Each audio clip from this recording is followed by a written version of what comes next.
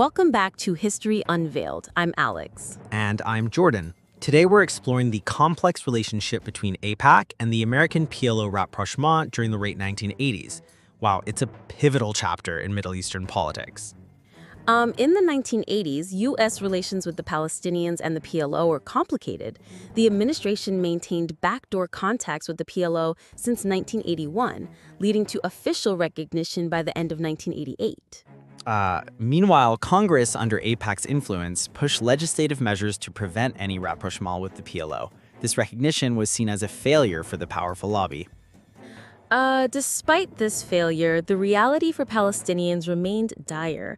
By the end of the decade, they continued to live under harsh occupation, whether in the West Bank, Gaza Strip, or as refugees.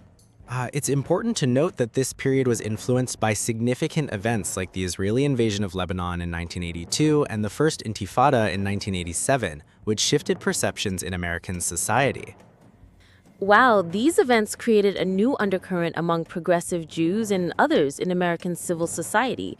However, both the administration and AIPAC seemed oblivious to this shift until 1987. In the 1980s, AIPAC aligned more closely with the Republican Party and right-wing Israeli factions, becoming more extreme in its Zionist worldview, while the administration's responses were more cautious.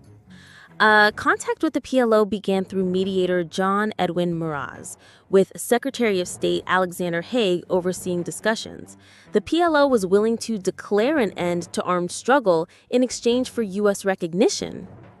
These talks continued until 1984, but faced a lull due to Congress's ban on official contact with the PLO since 1975, largely influenced by AIPAC. Wow, AIPAC sought to prevent any new American policy towards the PLO, pushing Congress to codify a policy against negotiations. After the First Intifada began, AIPAC defined the PLO as a terrorist organization. This stance showed AIPAC either didn't recognize the administration's shift or chose to ignore it.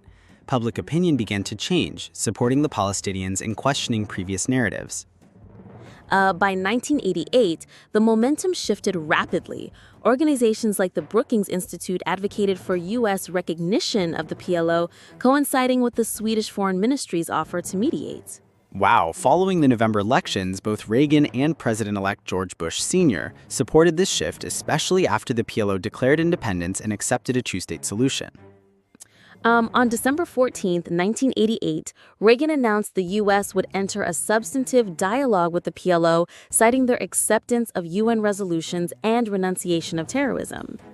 This marked a significant turning point as the PLO's shift towards more pragmatic positions aligned with U.S. interests, even if many Palestinians did not fully accept the framing of their struggle as terrorism.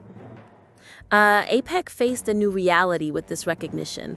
Earlier in 1988, it had successfully pushed Congress to close the PLO Observer Office in New York, but now it struggled to mobilize opposition. Despite efforts from Israeli officials to rally support, AIPAC's influence waned as public sentiment shifted, and many within the organization who supported the administration's move were ostracized. The internal strife within AIPAC became apparent, especially as progressive voices were marginalized. Figures like Tom Dine, who advocated for an independent Palestinian state, were fired. Wow, Reagan's high trust among pro-Israel factions allowed the recognition of the PLO to go largely unchallenged. What was once taboo became acceptable, setting the stage for future peace efforts. AIPAC's biggest challenge wasn't just the administration's policies, but the changing public opinion. The progressive Jewish community began to distance itself from AIPAC, which was increasingly seen as aligned with right-wing Israeli politics. While Christian Zionists remained a reliable base for AIPAC, the shifting political landscape indicated that support for Israel was becoming more complex and varied. Wow, thank you for joining us today. We hope this discussion shed light on the dynamic relationship between AIPAC and the American PLO rapprochement during the late 1980s. Be sure to tune in next time on History Unveiled as we delve deeper into the historical events that shape our world. See you next time.